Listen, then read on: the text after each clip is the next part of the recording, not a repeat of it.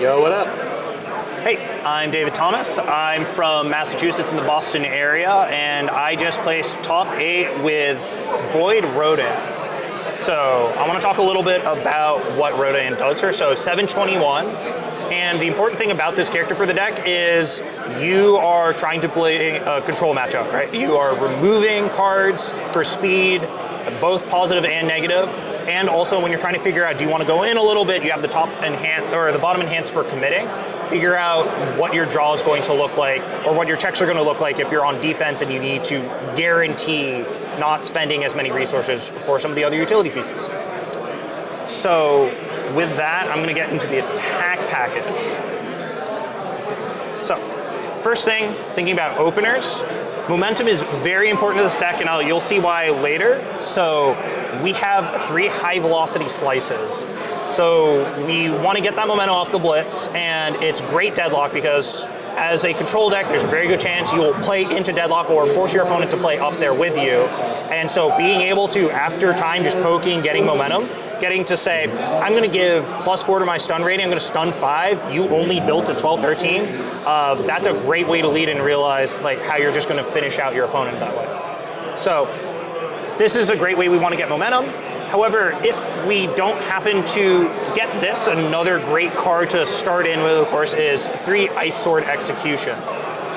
With that, we're really trying to target down the pieces that would potentially stop some turn you're going in on, right? My targets this weekend, speed resets as you'd expect with a character who really cares about speed. Sometimes it might be cases of trying to limit my opponent's draw. Now, the nice thing is it also gives damage because Rodan himself and a lot of what's in the deck doesn't terribly give too much damage. So sometimes if you can spend that momentum offensively, make your opponent really worry about what might potentially be an 8 high 10 damage attack as the beginning of this, that can really lead into some really great pieces in the second and third attack. When I was playtesting against Travis with this deck, there was the one thing I commented on, is it felt like this Rodan deck could actually kill you. Yeah. It wasn't pussyfooting around and like trying to play like the crazy long game. If it wanted to kill you on turn 2 and you disrespected it, it would. Yeah, like if you left up 2 foundations or you for some reason built 3 of the same card, this comes in at like I play this second then, right? So going back, you high velocity slice, snap a momentum, stun 1 down. They don't pick right. You check your top with Rodan. You see you have a 5. The way I've realized, sometimes you just play aggressively. Then you play the Ice Sword Execution, tap down the 2 to 3. You have a momentum. You're hitting them for 10 now on that one. So that's potentially 15 damage just off the 2 attacks. And then going from there, say you played those 2. Then one of the top cards in the deck from there, as you'd expect, is 4 copies of Tri-Gravity Beam.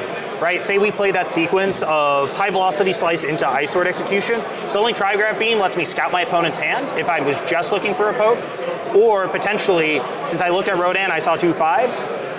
This is just on a 6. I've committed only 2 foundations. I pop 1. I've removed a card from my opponent's hand. I'm giving it 2 damage from itself, and we'll kill a 7-hander with that one, right? That's 22 damage. So the nice thing also, going back towards that whole thing about the control matchup, you do have deadlock stun 3. So you got high velocity slice with the stun, you got this with the stun.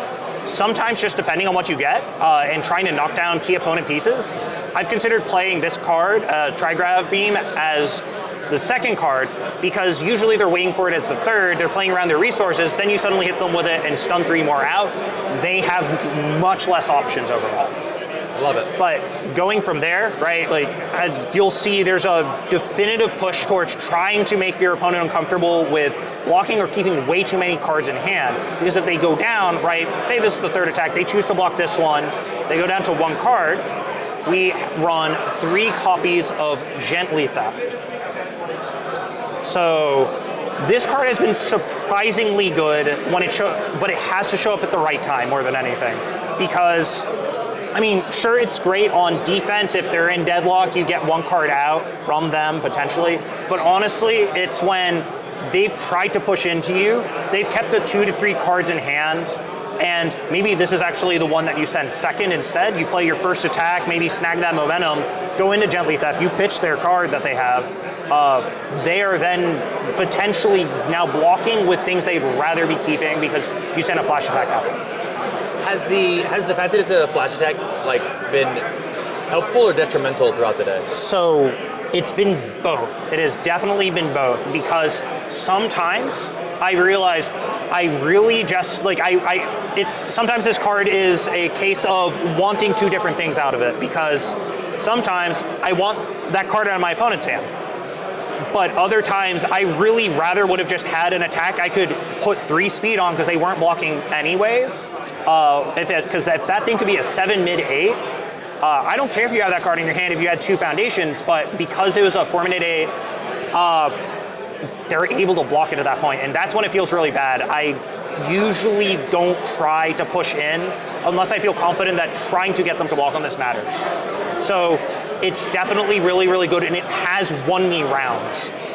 But you have to make sure to play it right, otherwise, once again, yeah, thinking about the flash part, you're probably going to mess up, and so you need to make sure to keep in mind Rodan does not work with this card. Love it.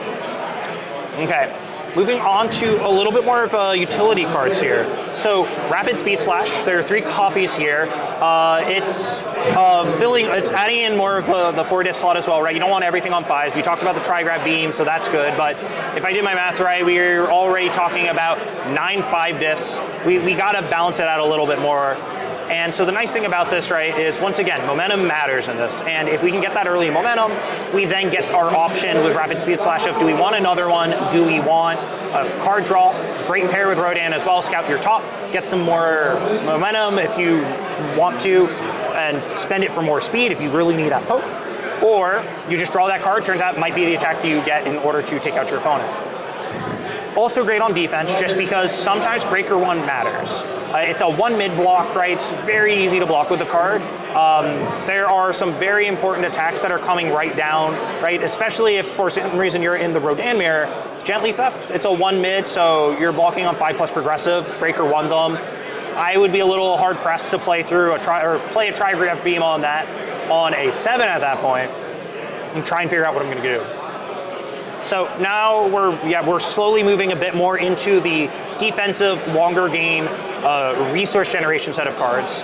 And so that's why there are also 4 copies of Rejuvenating Smash in the deck, because we have multiple ways of guaranteeing that this is going to be the second card we play, both on offense and defense. Of course, typical play you'll see in some decks that are more controlled, you'll play a foundation, you'll play Reju, you'll draw 2, gain 2, like that's also really nice to do. But sometimes I've actually found this really stellar on defense to surprise my opponent, because as you'll see later in the deck, we have great ways of zeroing out attacks or playing another card before it, and then suddenly blocking with Rejuve and gaining our 2, drawing 2. And that 2 damage, especially if it's like the 2nd or 3rd attack into our opponent's string, can mess up their math, because now what they thought was right within reach, just almost hand-trapped 2 damage right there. And also drawing 2 more cards, find a way to actually continue blocking successfully because of all our speed minus that we have, or maybe you're prepping for offense afterwards. So given how important this card is, I think finding an appropriate way to pick them up when needed is good. So we do run as our final attack in the deck 1 copy of Female Titan attacks. I will say that while we do care about, and I'm just going to flip to show the backup side as well, like we care about it to get to pick up the Rejuve as needed. It also can give some extra speed if we just need to push a little bit more. But honestly, the big thing when talking with others that I personally liked about it is it's base stat 7 high 7, right? Like your opponent wants to play footsies on the speed on 7 high 7 already, fine. They want to barrier shield the 7 high 7, fine. Like that's one, like I play this as my lead, they do that, it comes down anyways, and then you're totally fine with that. I will say, in terms of thinking about it, like, would you put this in the deck? Would you not put this in the deck? Other people who've run it have taken it out because they're thinking, well, it becomes a target for your opponent. They get to choose whether or not they attack this backup, say, hey, I'm going to get to draw. I'll be honest, having played the deck for 2 days now, like in a heavy regional format, I would have been fine if you attacked it instead, because what I have found is I just need more resources. If you're willing to send one of your attacks that way, that's gravy for me. Yeah, it's one less block you got to take care of. Exactly. Okay. So now that we've talked about the attack package, we've got some assets and actions to talk about. And of course, the obvious one, we got 4 copies of combined firepower here. So the biggest thing about it for me is combined firepower allows you to do some very interesting things on offense and defense, but not just the way that the surface level that you get, right? Because the surface level to me is combined firepower. You get to play it for damage, cool, on your attack. That's great. You do your mill, you get Seymour and Ben. You get it, run all that, doesn't count Portrait Wrath Loop, yada yada. And then on the defense side, the obvious part, you get a +3 mid block. I mean, not great, but speed you reset, or like speed adjustments, Rodan, sure, you can block with it. Some of the more interesting plays that I've seen from others and that I've been doing myself is where you actually use combined firepower on defense as a card that you play before you do your Rodan in order to mill 4, figure out how you want to sort your discard pile. Maybe you hit a higher block mod card that way. Well, it doesn't matter if you're giving your opponent damage because you're blocking it, so we don't care. Yeah. And so that way you're also setting it up. And as I mentioned before, Rejuve, that could be your first card you play, and then you block Rejuve, and now you get the gain 2 draw 2. So you are happy sometimes to actually just give your opponent damage. Now, of course, against throw decks, it's important to assess what is that variance, right? Yeah. What happens if I hit 4? Like, am I actually going to be in trouble if I take 2 more guaranteed damage? So, important to consider. But in terms of trying to consider how we're going to handle the speed, we have main board, 3 barrier shields. Obviously, this card's great. Like, it's just really strong on the speed side. Just bring it back down to 0. Next one gets to go breaker 2. But given some of the earlier game plan I talked about in terms of how we rip our opponent's hand apart, I've had games as well where I have won because I just barrier shield and say, you cannot draw cards. You had 0 cards at this point. You will take this damage. And because it's a hand trap, it's very hard for our opponents to play around because of that. But one thing you have to keep in mind though, and it almost got me in trouble a couple times, is once again, thinking about the combined firepower, they can still play that out of their bin. It doesn't go to their hand, so that is a legal play for them, so you have to keep that +3 mid block in mind if you are going to attempt to try and lock them out of the game to get cards in order to take the win. So, other thing to note, it can be played on offense in order to lock them out of draws, IOEs, so like, that is a possibility, but most of the time, I would rather just be trying to block my opponent's attack. Like, they would have to be drawing a serious amount of cards in order to pull that plan off, and no, I don't think I ever tried that. It crossed my mind and I immediately dismissed it. Sure. Yeah. So, of course, once again, speaking of obvious cards, we have 4 copies of Vertical Maneuvering Gear. This card's wild. As I and other people said, I can't believe this is not unique. It's really funny just imagining a bird with just 4 of these on, just throttling around at full speed. I never built 4, I never cared to build 4, but the fact that you can almost guarantee see it is really nice, especially with a lot of the poke, a lot of way you can snap momentum, and you're able to potentially just keep whatever you need and be a little bit greedy because you'll get to keep the attacks you need instead of necessarily blocking with them, and you're just able to just kind of keep that zone, like really keep the opponent away from doing anything important at that point. And then it's also sneaky damage. In terms of ways that damage just suddenly can happen, everyone forgets you can also turn it sideways for 2 damage, and that just kills people sometimes. Okay. So now moving on to the foundations. I think there are 2 sets of foundations that are absolutely critical for this deck, and they are Incubating at a 4x, and the next one I'll talk about with it, because we're like very simple effects. We're just trying to ping things out of our discard. It turns on our combined fire powers, of course. The -1 speed can also just mess with opponent's math further, right? We're averaging maybe -2 to 3 speed. Suddenly it's actually -4 to 5 because we have 2 incubatings. We're removing some foundations. Maybe we're also removing attacks so we can set up our Rodan to peak 4 on our next attack turn.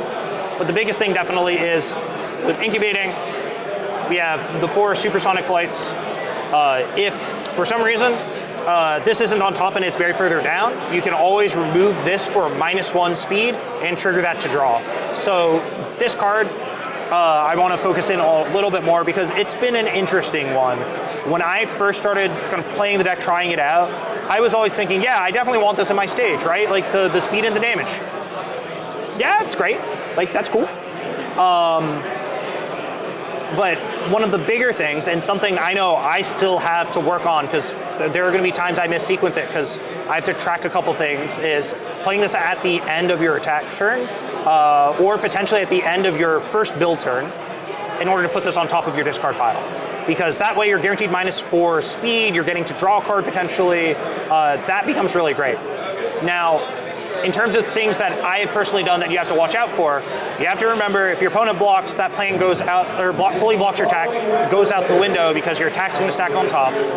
But unless you have an incubating or enough ways to get this back down to the top, it's not going to work out in the same way. Also important to note, combined firepower will go to the discard. So if you decide to combine firepower your attacks, those will cover the supersonic instead because, yeah, you got to make sure to order your discard pile right for this character. Right. Right. Now, talking a lot, the next set of foundations, there's a bunch of them, are all just about speed. We're all talking about defense right now. We are playing a control deck. We are definitely just trying to find the good ones. Aaron's sidestep is absolutely amazing. It's, I think, everything we want outside of those original cards we talked about. We flip, we get that lower speed, sure. We get I think the resources are one of the, like the card draw is probably the craziest part about it. I had a couple games because I managed to build 2 to 3 of them out, and then I blocked with Rejuve. They asked me how many cards I had in hand. I had played 2, I had 8 in hand. Don't count those numbers for me. Like I just had 8 in hand, and it just really can, once again, just keeping the speed down as you need it. You keep it at a manageable number. You don't have to worry as much about, am I going to check a 5? Am I going to check a 3? Like, you're able to play a little bit safer because of that. Plus, because of the 3 high block, if it shows up on top of your bin, you get that nice speed as well. So, going from there, some more speed that we're working with. We have 4 rifle arms. Honestly, for me, I've kind of waffled back and forth on this one, just because I personally haven't ended up using it as much, just because my game plan usually is, like, at least on offense, I haven't used them because I kind of want to like keep them around for my defense usually. Most times I found it, like when I have the 1, maybe 2, I'll have 1 attack card in hand, maybe 2. The best way you can use it, of course, is threaten. Like, I'm gonna put 10 speed on this thing total, right? It's like 3 from Rodan, 3 from this. Maybe it's 4 speed base. 10 speed attack for 5. What are you gonna do? Like, you're gonna block it? No. Okay, we get our momentum. I found I've kept it for defense, but that's just because I found I'm a little bit more of a defense-oriented player with this. So I think that if you are more offensively oriented, you'll definitely get really great mileage on getting momentum out of it. But yeah, for me, I definitely found it as a great piece on that defensive side.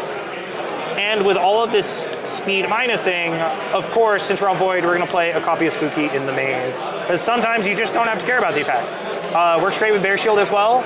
I will say that the meta's been a little bit interesting on trying to play it effectively because we have things like Smiling Titan.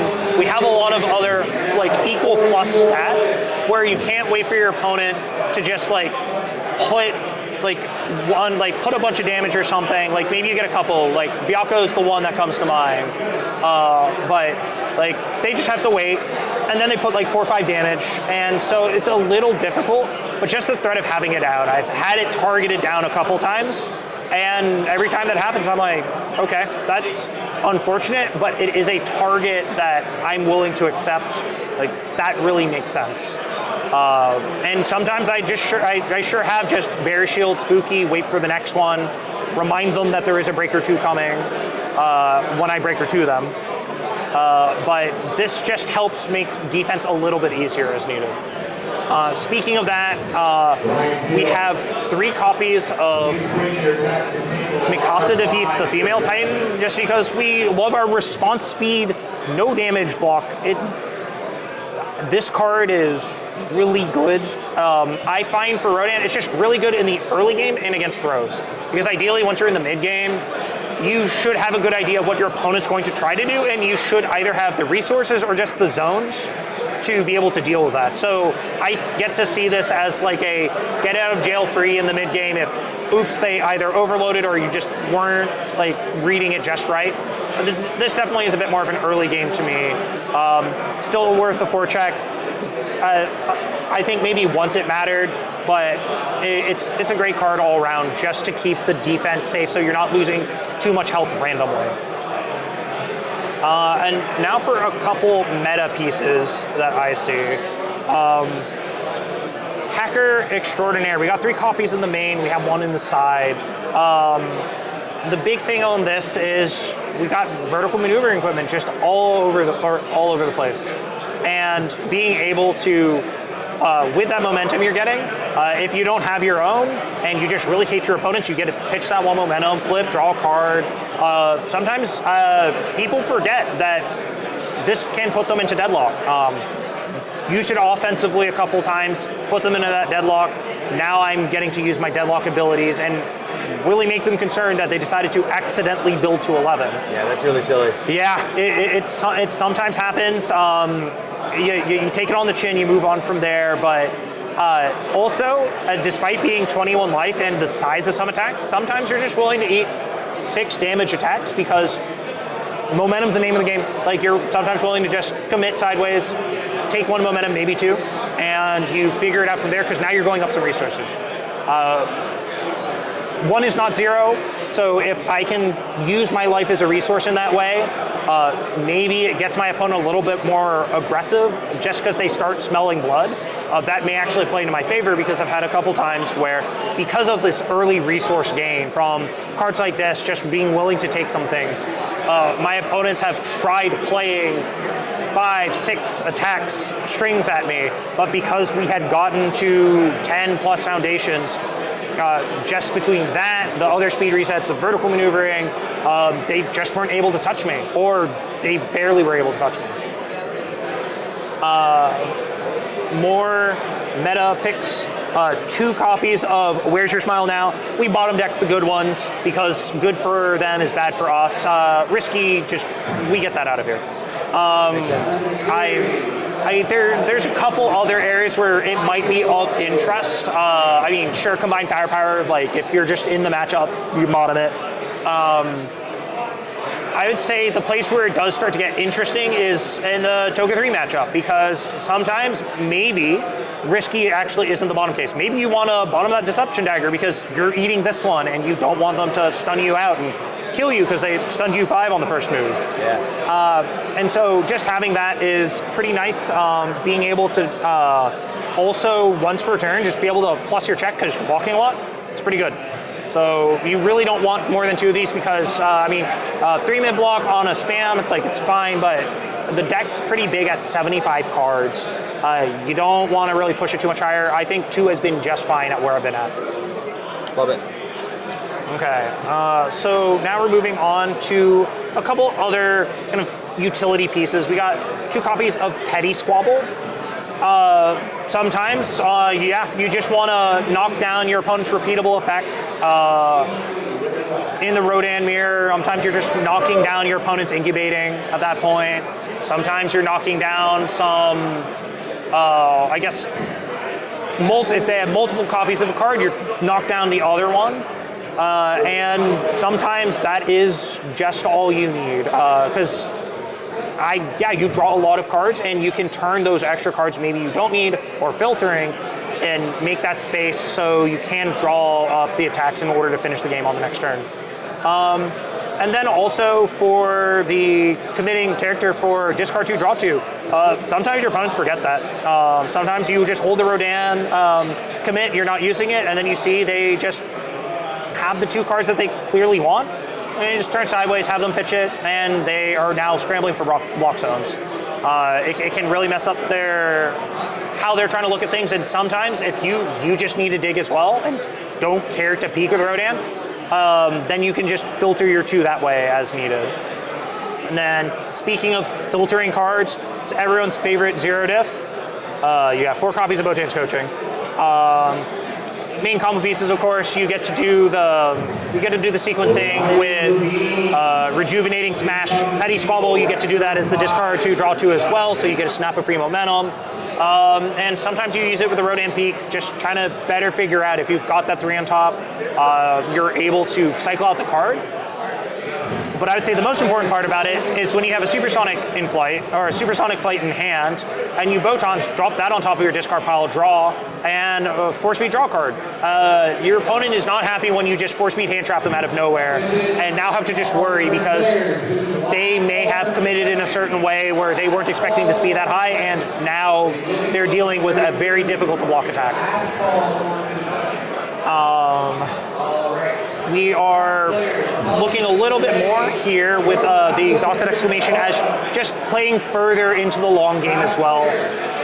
This is definitely a resource piece, just trying to figure out if you're not as worried, you're playing a longer game, or you just need another way to draw because it turns out you have 2 attacks on top of your deck with Rodan, and you only have 1 Botan, so you can Exhausted Exclamation as well at that point, draw your second, get them out of the way.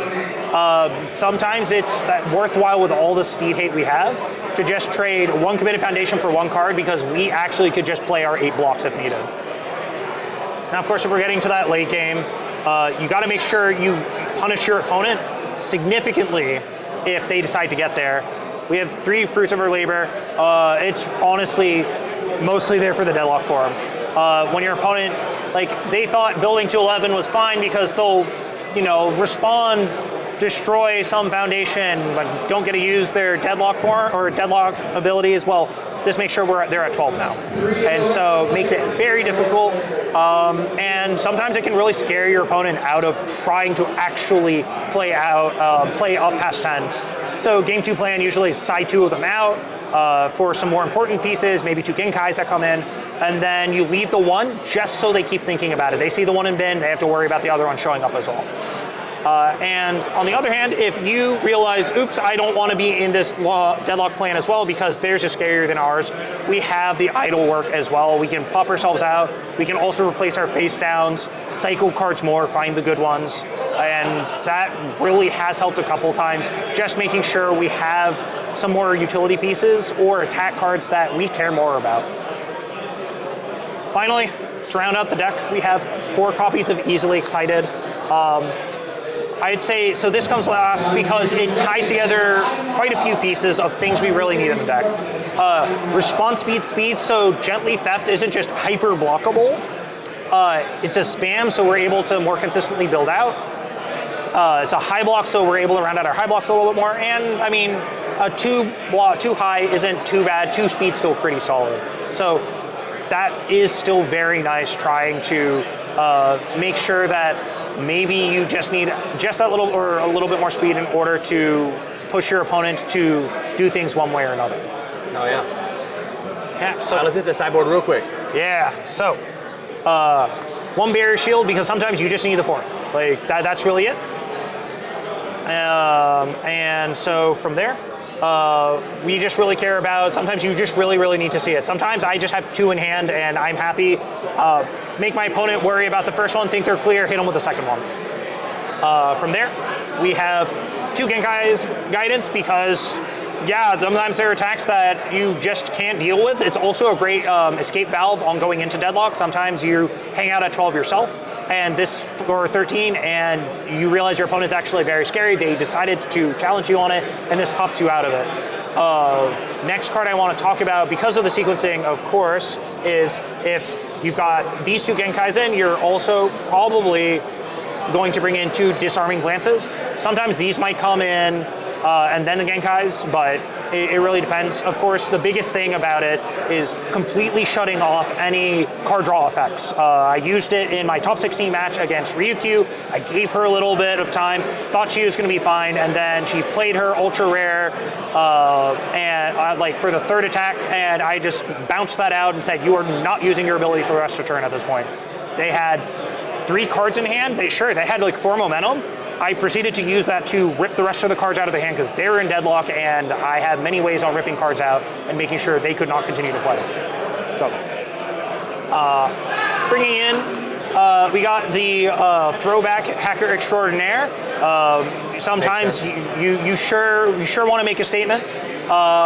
And more importantly, if we are playing Asset Wars, you just need another. I don't think it's as important for trying to guarantee that momentum because ideally I don't want to take the damage most of the time. It's still useful, but like it comes out there, or it comes in use there. It's another 4 high for extra speed if you need it. But I think the biggest thing is for the asset and for the draw. We got Spooky. Another Spooky, just in case our opponent does happen to be just pushing one stat really heavily, and then we say, fine, we're going to get one of those and make your life terrible. We're going to 0 speed a whole bunch, we're going Spooky, you do something, play your next stat, Bear Shield, hit you hard, okay, like, GG, go next. And then, 3 copies of Saving Bakugo. Because you really hate it when people just flip your stuff. And main board though? No, so they aren't main board just because while there are some important matchups, say like Ryukyu, where yeah, that comes in great. Dragon Strike, very, very difficult. Honestly, I like where we are with the spams. Like your Botons, you definitely want to see more in terms of the draw discard. And the Easily Excited, right? We want to make sure our Gently Thefts potentially hit. But these definitely come in. I've usually sided out 2 Easilies and 1 Botons for these 3 where that matters. For example, I play Byakko. Yeah, I will sure flip this randomly and let you draw me a card. Like, it's a song and dance you do, but you force them to put you up some card advantage there. And just make them think a little bit. Love it, love it, love it. All right, man, before we get out of here, any shout outs you want to give? Yeah, so honestly, I want to shout out to the team, the MGLA. They've been great. It's been an honor to play with them so far. Also want to shout out to Rochester, CCG, because Rochester is actually where I learned the game. They've been great, been very supportive of me and my change, to say the least. And I think the last thing is I just want to say that thank you to the community for being awesome. I've had a lot of great people that I've been chatting with, and honestly, the people are the biggest reason I keep coming out. And I may not be playing as much in the future, but I sure want to come out to events and hang out with people if I can. So, thanks. Hell yeah, man. Congratulations on your top cut. Thank you.